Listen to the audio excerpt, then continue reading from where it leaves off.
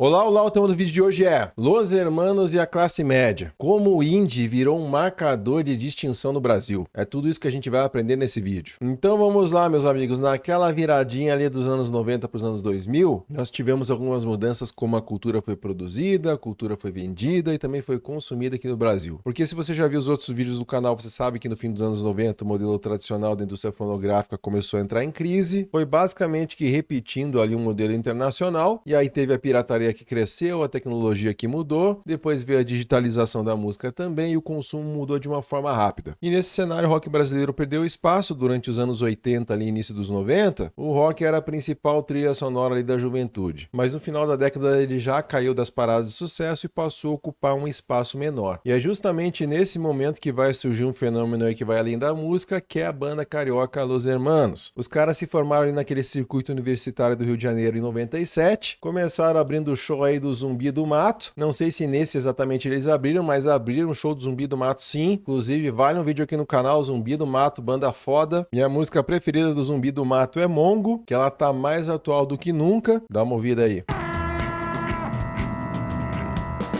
Mongo, Mongo, sua casa é a Mongolândia, sua infância é uma Disneylândia, sua vida é pura ignorância, é o Mongo. E também Potinho de Anhanha.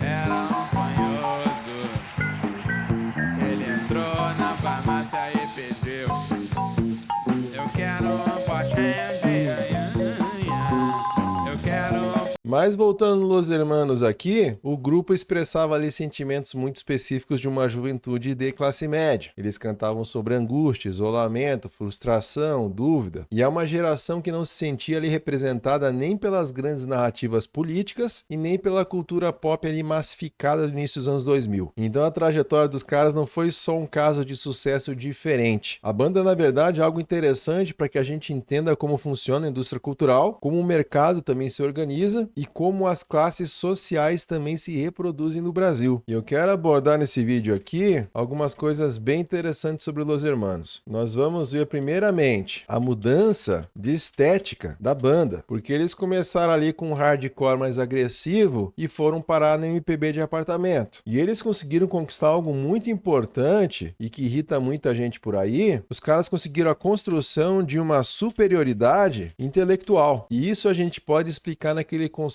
de hábitos e também aquele capital cultural do Pierre Bourdieu, que tem vídeo no canal na área de membros. Tem um mini curso completo sobre esse conceito, investigando a fundo ali todas as escritas do Pierre Bourdieu. Mas vai ter também, no fim das contas, a formação de um novo tipo social masculino, que a gente pode chamar aqui de esquerdo macho. E se a gente olhar para a banda como essa produtora ali de um estilo de vida, fica claro que aqueles sentimentos como melancolia, ressentimento e também isolamento, eles foram transformados em produtos culturais e que tiveram um alto valor ali, um valor simbólico, né, para muita gente. Então é toda essa doideira que a gente vai entender aqui nesse vídeo. Mas sabe onde que não tem esquerdo macho? Tô brincando, na verdade tem sim. Acredito que até eu posso me considerar um deles, que é na nossa área de membros do canal. Muito obrigado, capirotos, corotes azuis e malafaias. O apoio de vocês é fundamental para que eu continue esse trabalho. E se você quer, assim como os outros membros, receber vídeos do canal com antecedência, os membros já viram esse vídeo faz um tempão. Os caras estão muito na frente de você aí. Você também pode sugerir próximos vídeos para o canal. Esse foi um vídeo sugerido e também receber vídeos exclusivos. Se você olhar na área de membro, você vai ver uma série de vídeos ali bem legais. É só clicar no botão abaixo do vídeo. O valor começa com 5 por mês, mas caso você não possa contribuir, tá tudo certo. Mas deixa aquele like para levar o conteúdo aí para mais pessoas. E também não deixa de se inscrever no canal para não perder os próximos vídeos. E vamos tocar a ficha. E para que a gente entenda a ascensão do Los Hermanos e do público, a gente precisa olhar para a economia da música naquele período. Porque como eu trago em vários vídeos, eu sempre digo, né, que a base econômica de uma sociedade, com seus modos de produção, que a gente vê aqui, as relações de produção também, com sua distribuição, ali o seu consumo, tudo isso vai acabar influenciando as ideias de uma sociedade, vai influenciar sua cultura, vai influenciar sua estética. E o sociólogo Renato Ortiz aqui, ele vai mostrar que a indústria cultural brasileira se consolidou entre as décadas de 60 e 70, bem no meio da ditadura ditadura militar ali, no meio daquela doideira absoluta. E aí, nesse período, foi criado um mercado cultural organizado, seguindo ali os padrões empresariais internacionais. E isso transformou o popular em produto. A cultura passou a ser formatada para vender. E nos anos 80, o rock nacional se beneficiou muito desse modelo, porque vão ter bandas como Paralamas do Sucesso, Legião Urbana, eles vão vender centenas de milhares de cópias, e o rock chegou a ocupar cerca ali de 25% das rádios. Então perceba, chegou a ocupar 25% das rádios. Na cabeça de muita gente, isso era muito maior, inclusive na minha algum tempo atrás. Mas os anos 90 trouxeram aqui uma outra crise, e a gente vê aqui, né, uma consequência de várias crises, que no final do governo Sarney, a inflação acumulada chegou a 1.764%. E no ano seguinte, o faturamento da indústria fonográfica já caiu 40%. E aí essa loucura continuou aqui com o Plano Collor 1, Plano Collor 2 deu uma aumentada de volta, e depois o Plano Real, a loucura foi se instaurando mais uma vez, e aí com o Plano Real a gente teve uma estabilidade monetária de uma vez por todas. E o mercado fonográfico voltou a crescer. Nesse artigo do Demetrio Rodrigues Varjão, falando sobre indústria cultural e música, ele vai chegar num número de arrecadação aqui de 890 milhões, justamente no ano 2000. Então vai ser o nosso maior faturamento histórico aqui do país. Mas algo já tinha mudado, porque o rock perdeu espaço para gêneros com apelo mais amplo e popular. E quem lembra sabe, axé, pagode romântico, música sertaneja. E aí a participação do rock já caiu para cerca de 10% nas paradas de sucesso. E nesse cenário todo, a classe média universitária ficou sem uma representação clara. E as gravadoras estavam focadas em produtos muito padronizados, produtos voltados ali para o grande público, para vender com escala. E vai ser nesse cenário vazio que vai surgir uma nova lógica, que era aquele circuito médio, ou que a gente pode chamar também de mercado independente e reorganizado. E a trajetória dos Los Hermanos vai ser um exemplo claro dessa formação aí do chamado circuito médio no Brasil. Porque a banda começou numa grande gravadora, em 99 já vai estourar com o hit Ana Júlia, que tá aqui. A música tinha um forte apelo pop, tocou pra tudo que é lado. A MTV tocava essa bagaça aqui em loop. Eles vão chegar a tocar essa música até no Faustão, 2 vezes inclusive, e foi sucesso total e alegria. Mas isso gerou uma crise interna ali, porque a banda percebeu que o público que consumia Ana Júlia não era o público que eles queriam. Eles eram ali jovens universitários com ambições artísticas e não queriam ser apenas ali uma banda pop de rádio. A gravadora vai pressionar por uma nova Ana Júlia, a banda vai recusar, vai sair o bloco do Eu Sozinho, e quem lembra sabe, aí o disco não vai performar como o primeiro disco performou, e depois vai ter um rompimento ali contratual e ideológico. Mas enfim, aqui que vai entrar essa teoria da indústria cultural do Adorno e do Horkheimer, porque a indústria cultural ela não é rígida, né? Ela tenta absorver a crítica e depois ela tenta vender essa crítica como produto. E a postura anti-pop ali dos Los Hermanos, isso virou uma mercadoria, porque eu lembro assim, programa da MTV, falando, eles tentaram não se vender e depois eles se fuderam. Nesse nível assim. E aí eles vão recusar ali entrevistas populares, vão ter uma versão para as fórmulas de rádio, vai ter um comportamento ali recluso dos integrantes também. E por mais que isso fosse até autêntico, isso vai ser vendido como autenticidade. E no começo dos anos 2000 ali, a internet vai ampliar esse processo, porque vai ter uma popularização dos primeiros fóruns, os blogs, das comunidades virtuais, aquele compartilhamento de MP3 também. E isso vai criar uma sensação ali de proximidade entre artista e público. E parecia um ecossistema orgânico e independente. Mas era só, na verdade, agora a gente olhando da distância, a gente entende que era só uma nova fase desse capitalismo cultural. E o marketing passou a ser feito pelos próprios fãs ali. Eles divulgavam a banda ali de forma gratuita. E eles faziam isso movidos por esse desejo de distinção. E o produto não era só a música, era um sentimento de pertencimento ali a um grupo exclusivo, que eu acho que depois o pessoal do hardcore também vai conseguir fazer isso muito bem. E dá até pra gente fazer um exercício aqui sobre essa dinâmica de mercado, porque vamos pensar indústria de massa versus aquele circuito interno indie ali. Se a gente fala do modelo produtivo, na indústria de massa, por esse lado aqui, a gente vai ter uma economia de escala, uma homogeneização total. Já no circuito indie, a gente vai ter uma segmentação de nichos. O público-alvo aqui do mercado de massa é aquela audiência mais heterogênea ali, classe C, D, E. Já no mercado indie era diferente. Vai ser um nicho mais homogêneo, uma classe A e B, aquele pessoal mais universitário. Mecanismo de difusão. Para a massa vai ser rádio, programa de TV aberta também, com muito jabá envolvido. E no mercado indie vai ser internet, vão ser os blogs, vai ser mais aquele boca a boca. Apelo de consumo, aqui vai ser um entretenimento mais escapista, aquela dança, aquela coisa mais efêmera. E aqui, o apelo de consumo pro pessoal indie vai ser aquele capital cultural, aquela autenticidade percebida, um lifestyle. E lucratividade aqui vai ser venda massiva de CD. Pro pessoal indie vai ser show de médio porte com ingressos mais caros e também uma fidelização da base. E o sucesso dos Hermanos não veio só da estratégia de mercado, veio também de uma mudança estética. Uma mudança estética aí que dá para dizer que foi profunda, porque no início a proposta era misturar letras românticas com hardcore, tinha peso sonoro, tinha intensidade, tinha aquela coisinha do Weezer também, mas com o tempo a agressividade foi sendo retirada. E aí pensa, se nos anos 80 tinham bandas lá como Camisa de Vênus, que estavam apostando na ironia, naquele confronto direto ali com o MPB tradicional, nos anos 90 o cenário alternativo já estava sendo marcado ali pelo Mangue Beat do Chico Sainz, Nação Zumbi, com aquele Maracatu também, tem vídeo no canal, também vai ter o Raimundos lá com o Baião e o Forró, também tem vídeo no canal, vai ter Charlie Brown Jr. também, com skate, rap, cultura de rua, que também tem vídeo no canal. Então era um rock ali mais corporal, mais extrovertido, mais ligado à rua, mas o Los Hermanos vai fazer o movimento contrário. E como eu falei ali a partir do bloco Deus Sozinho de 2001 e o Ventura ali que vai sair em 2003, e aí vai sair o 4 lá em 2005 também, a banda vai abandonar o peso ali do hardcore. E eles passaram a incorporar aquela estrutura de MPB clássica, aquele samba canção, bossa nova, instrumentação mais suave, ritmos lentos. Mas é importante dizer que não era um regionalismo festivo, não era uma celebração popular, era algo urbano, era algo cosmopolita, era algo interno ali. E a banda dialogava mais com o repertório cultural dos pais ali de classe média do que com a rua exatamente. E é uma sonoridade que vai ser chamada de MPB de apartamento. E o nome vai começar como crítica e depois vai virar uma espécie de categoria analítica mesmo. Porque pensa, a MPB histórica nasceu na rua, nos morros, nos bares, nos festivais ali dos anos 60. E era uma música pública, confrontava a ditadura, falava de conflitos sociais. Já a MPB de apartamento, ela vai nascer no espaço privado. Inclusive a rua vai passar a ser vista como hostil, vai passar a ser vista ali como perigosa ou culturalmente degradada também. E o centro da experiência deixa de ser o espaço público, ele passa a ser o quarto, passa a ser o apartamento, aquele ambiente fechado ali da classe média. No Ventura aí, que vai ser celebrado pela crítica, o eu lírico ali, a pessoa não quer mudar o mundo, ele mal consegue lidar com a sua própria insegurança. Já no bloco Deus Sozinho, as músicas vão falar mais sobre aqueles dilemas ali dos filhos da velha classe média. E os temas que vão ser ditos vai ser sempre sobre solidão, ciúme, adequação, ressentimento, sofrimento amoroso também. E esse lamento, ele vira um centro estético ali. E aqui que aparece essa ideia de alienação. Então a cultura, ela não atua como ferramenta de transformação coletiva, ela vira um estilo de vida isolado. É o que diz esse texto aqui, fundamenta uma ética da delicadeza. Então ele não propõe uma mudança estrutural, ele vai criar uma espécie de redoma ali. E é uma forma de proteção simbólica contra um mundo que é visto como grosseiro, um mundo que é visto como vulgar. E não dá para entender o nível de devoção dos fãs dos Hermanos, principalmente ali nos anos 2000, sem usar a teoria do Pierre Bourdieu, porque o sucesso do circuito indie entre universitários é um exemplo direto dos conceitos que a gente chama de hábitos, de capital cultural e de distinção também. Porque o Bourdieu vai demonstrar que a dominação cultural não acontece só pelo dinheiro. Então o dinheiro aqui é um dos negócios, mas também tem um outro campo aqui, campo simbólico e cultural. Então às vezes a pessoa vai estar mais aqui, né? Ela tem bastante grana, mas não tem cultura alguma. Não quero dar nomes, mas vocês sabem quem que eu tô pensando. E aí no campo simbólico e cultural, às vezes tu manja de muita coisa, mas não tem grana nenhuma. E aí tu fica nesse espectro aqui, né? Você pode estar em um desses aqui, por exemplo. Mas isso aqui é uma distinção que é buscada por esse pessoal. É uma distinção que acontece nesse campo simbólico e cultural. Mas tem uma coisa muito importante chamada de hábitos. E o hábitos é um conjunto de informações que a pessoa vai internalizando ao longo da vida. E isso é formado pela classe social da pessoa e a origem dela. Também pela família, também pela educação. Então, assim, eu posso ser um cara ali meio desinteressado por cultura, mas se eu já nascer numa família que é muito rodeada disso, eu vou adquirir hábitos desde a infância. Agora, quem não faz parte disso, vai adquirir depois. Vai adquirir como uma informação ali de escola, algo ali de universidade, mas não necessariamente vai fazer parte do hábitos da pessoa, porque o hábitos é uma coisa que vem mais com a vivência. Dá para transformar conhecimento adquirido depois em hábitos? Dá, mas é um processo mais complicado. Mas enfim, o hábitos molda o que a gente acha bonito, feio, sofisticado, vulgar, e aquilo que parece um gosto pessoal é muitas vezes uma marcação de posição social. E você dizer o que você você não gosta também é um marcador social. Então dizer que tu ama uma banda é uma posição ali, é um marcador. A roupa que tu usa, o modo como você fala, tudo isso sinaliza uma posição no espaço social. E aí pensa, no Brasil, onde essa desigualdade de renda e também essa desigualdade de escolaridade sempre foi algo muito grande, o acesso à cultura, ela funciona como um marcador de classe aqui. E aí no começo dos anos 2000, as pessoas que tinham maior acesso à universidade e à tecnologia, essa galera precisava de novos sinais de distinção. E aí o consumo de cultura vira esse filtro. E o capital cultural aqui, ele é o domínio de vários códigos ali simbólicos. Então isso vai incluir, por exemplo, o vocabulário sofisticado, as referências literárias que o cara tem, o conhecimento de obras consideradas difíceis, e todo esse tipo de capital dá um poder simbólico para a pessoa. E às vezes, gente, esse poder é mais eficaz do que o próprio dinheiro. E o gosto intelectual, ele marca uma posição também no espaço social. E a obra do Los Hermanos vai virar um instrumento perfeito para algumas dessas pessoas. E as letras dos Los Hermanos, por exemplo, tinham ali sintaxe invertida. Exemplo disso aqui, sentimental ali, por exemplo. O quanto eu te falei que isso vai mudar, motivo eu nunca dei que fosse o coração. Então uma pessoa normal falaria, eu nunca dei motivo. Não falaria motivo eu nunca dei. Então tem essa inversão de ordem aí de sujeito, verbo, complemento. Vai ter também vocabulário em comum. Vai falar a palavra tipo condiz, insensatez, desatino, coisa que o Charlie Brown Jr. não vai falar, por exemplo. Vão ter também metáforas difíceis. E o ritmo exigia uma escuta mais atenta ali. E compreender a música virava uma prova ali de profundidade intelectual. E o fã mostrava ali que não era massa. A banda funcionava como uma geradora de gosto de classe. E o hábitos também aparecia na aparência e no corpo, porque a estética visual vai ser barba por fazer, camisa xadrez, ou uma camisa ali mais floral discreta, por exemplo, ou um óculos retrô ali de aro grosso, aquele visual mais vintage. A ausência também de logomarcas ali chamativas. Os caras não vão tocar com uma camiseta da Mormai, uma camiseta ali da Bad Boy ou da Fido Dido. E nos shows o comportamento também era um marcador de classe. Não vai ter dança coletiva intensa, não vai ter rodinha punk, não vai ter catarse física. O público vai ficar parado, vai cantar junto, vai chorar, vai observar, vai ter um desprezo pelo que fosse ali muito comercial, muito fácil. Mas essa crítica também ignorava ali que o produto independente também fazia parte do mesmo sistema de mercado. E os conflitos de classe eles geralmente acontecem no campo simbólico. Mas em 2004 aí esse conflito vai virar um confronto físico. Como muitos de vocês devem saber, no aeroporto ali o Marcelo Camelo e o Chorão se envolveram numa briga e era uma diferença que representava ali dois mundos, né? O Charlie Brown ali representava a cultura do skate, o rap, a rua, a mobilidade social e uma celebração ali do sucesso material. Pô, eu venci. E pro Chorão o sucesso comercial era uma vitória concreta. Já pro Los Hermanos, o sucesso representava ali um capital cultural mais universitário, um distanciamento do mercado explícito ali, uma postura mais reflexiva, uma melancolia. E o conflito vai começar ali quando o Marcelo Camelo criticou a participação do Charlie Brown Jr. numa campanha da Coca-Cola, que eu acho que até faz sentido a crítica, porque, por exemplo, na época o Jota Quest estava fazendo propaganda da Fanta, mas o Jota Quest era assumidamente ali um negócio da galera. O Jota Quest era o Jota Quest, né? Agora o Charlie Brown pagava ali de radicalzão, tal. E aí fazer propaganda da Coca-Cola não condizia com a postura do Charlie Brown. Só que isso não dá o direito do cara ir lá encher o saco do Chorão, né? O cara foi querer pagar lá de Jesus Cristo, querer exorcizar as ideias erradas ali do Chorão. E para esse hábitos mais intelectualizado, associar a arte diretamente a uma mega corporação, isso compromete a integridade artística. Mas essa posição ignora algo importante, porque recusar capital explícito é mais fácil quando tem uma rede de segurança financeira e um público com alto poder aquisitivo. Agora o Chorão veio das quebradas ali, então o cara não tem tempo a perder, queria pegar uma grana. E a crítica soou como arrogância, soou como uma tentativa ali de legitimar a ascensão social do cara. E no aeroporto o Camelo vai ficar tentando conversar com o cara, vai insistir, vai ser repelido algumas vezes ali. E aí no final o Chorão deu uma cabeçada no cara. Essa história contada por outras pessoas fica mais engraçada, porque diz que vai vir o Amarante e vai dar uma porrada lá no Chorão também, e vai sair sair correndo pelo aeroporto. Enfim, cada um vai ter uma versão aí. E daí a imprensa cultural e o público universitário vai transformar o Camelo em vítima de brutalidade. Já a base popular do Chorão vai ver o gesto ali como resposta a essa arrogância intelectual. E é um episódio que mostra dois modelos, né, de masculinidade e de poder de classe. Porque tem a masculinidade agressiva, direta, corporal, e essa masculinidade mais melancólica, mais intelectualizada, mais moralizada também. E é aqui que a gente cai nesse tipo social que se consolidou nos anos seguintes, que é o esquerdo macho. Porque a gente foi vendo os discursos feministas ganhando força. E esse modelo tradicional de masculinidade conservadora, ele perdeu legitimidade nesses ambientes universitários. E a classe média progressista, ela precisava de uma nova forma para se apresentar. E aí surge esse homem desconstruído, que é o cara que lê teoria feminista, consome arte alternativa, tem sensibilidade e vai exibir isso também, vai falar sobre suas vulnerabilidades, vai rejeitar o futebol como alienação. E eu me encaixo em várias dessas paradas aqui. Mas o futebol foi porque eu jogava mal mesmo. Eu sempre fui muito ruim, cara, no futebol. Cheguei numa época da vida que eu decidi, assim, tomei uma decisão. Eu falei, eu vou me especializar em basquete, porque eu tô na terra do futebol e eu não sou muito habilidoso, então eu nunca vou ter um destaque. Mas eu também não tive destaque no basquete mesmo assim. Mas enfim, foi a teoria que eu tive na época lá. Mas também tem uma questão aí da crítica feminista que aponta um problema nisso também, porque muitas vezes essa sensibilidade vira estratégia, porque muitas vezes o sujeito domina um vocabulário progressista para manter um poder simbólico ali também. E aí o termo desconstruído passa a ser usado de forma irônica. Então essa pessoa não abandona seus privilégios ali materiais, mas ele vai aprender a gerenciar isso melhor. E as letras dos Hermanos vão reforçar esse perfil. Vai ter canção lá como Sentimental, Retrato Pai Aiá, Fingir na Hora Rir. Tudo isso foca no sofrimento ali do homem. E o cara se apresenta ali como abandonado, como incompreendido, como vítima das escolhas femininas. E a mulher vira uma musa ali distante. Ela não aparece como um sujeito ali, sujeito político igual. E o sofrimento vira a prova de profundidade. E é uma espécie de narcisismo romântico que vai transformando frustração em superioridade moral. E o esquerdo macho pode usar a teoria feminista, por exemplo, para explicar para as mulheres as suas próprias lutas. Então isso é uma espécie aí de mansplaining, né? E ele vai ganhar um capital social e sexual também nesses ambientes mais progressistas. Mas muitas vezes vai manter ali intacta aquela divisão material desigual na vida privada. E dá para analisar como a estética do Los Hermanos, ele se espalhou a partir de 2010, pelo que a gente chama aí hoje de nova MPB, ou MPB neo-indie. E aí vai ter artistas aí como Cícero, vai ter aí o Rubel também